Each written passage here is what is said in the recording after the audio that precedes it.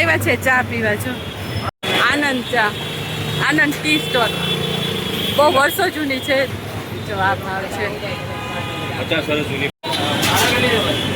Token પહેલા બધા લઈ લે. પહેલા તો એ આવતી હતી સ્લીપ બુક.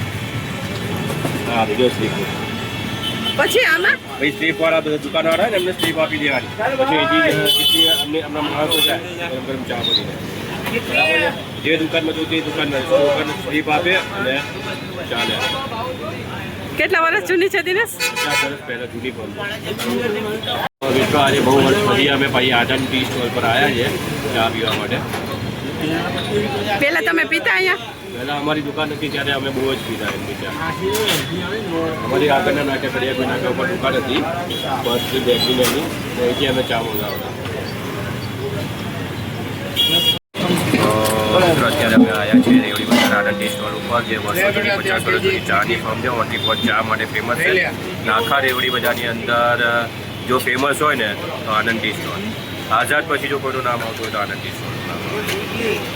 અને અહીંયા આગળ જ આઝાદ છે ને? આઝાદ રેસ્ટોરન્ટ નાકા ઉપર આવશે તમારે. એની આગળ જ આઝાદ રેસ્ટોરન્ટ, આનંદ ટી અને કમલની સ્વીટ, આ 3 વસ્તુ પહેલાં ફેમસ હતી મિત્રો.